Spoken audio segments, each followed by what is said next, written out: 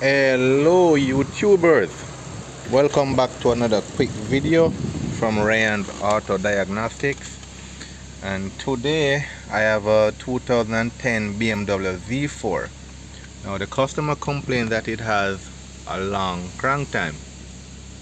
So what I did, well, first thing first, I scanned it for codes, and this is what I found.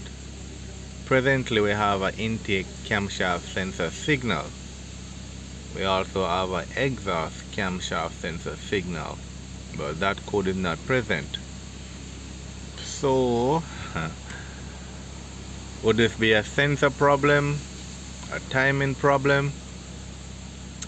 Not 100% sure yet, but let's try and verify the customer complaint. So let's turn this off. Let's get this out of the way. So let's turn it off and try and start it back. See if it fires up right away. Sometimes it starts right away, sometimes it does not. So let's try this time around. There you go. That's the fault that we have. Caught on camera. Wicked. Alright. So let's just go back to, let's go back to the tool. I just hit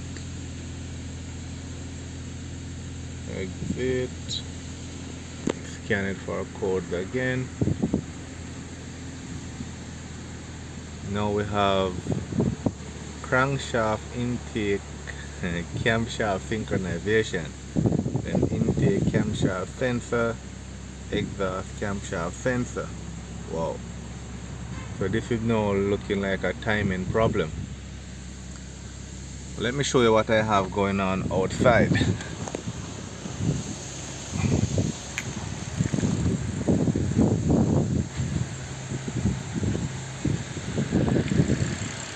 Alright. So we have the intake cam sensor, we have the exhaust one down by the back. So what I did, I back probed the intake and the cam sensor from the DME.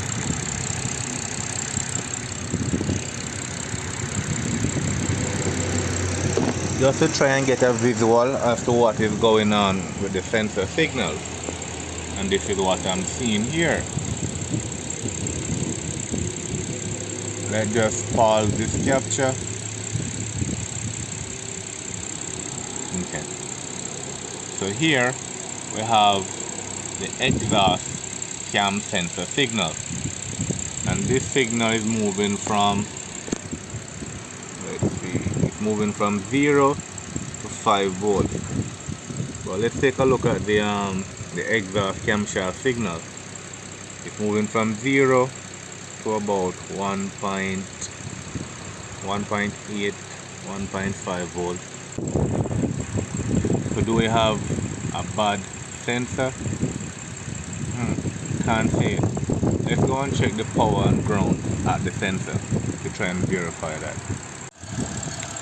So we're still maintaining our voltage feed, and we still have a good ground.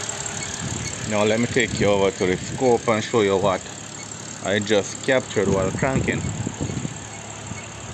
So this is what I captured while cranking.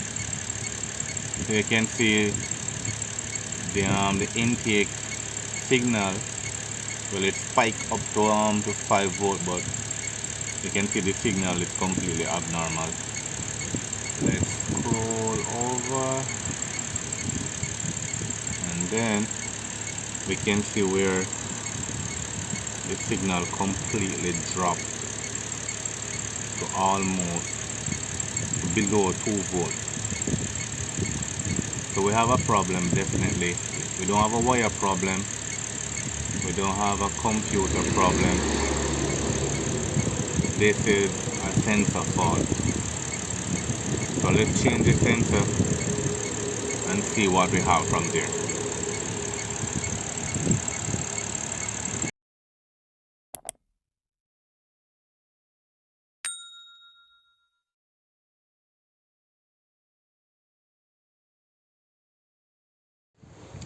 I have just replaced the sensor.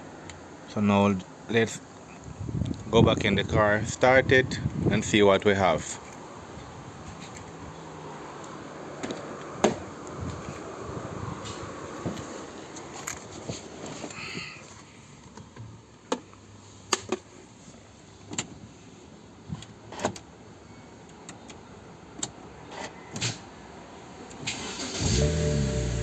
Voila. No more long crank time. Let's go over to the scope and see what it captured.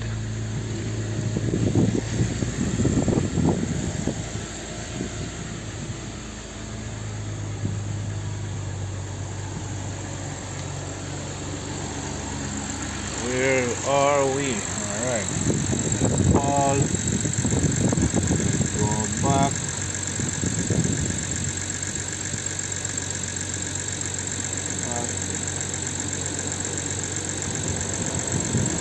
As you can see, it's a night and day difference. So now we are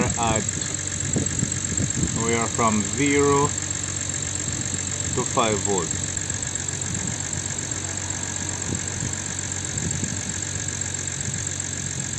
Yep, that's a fix.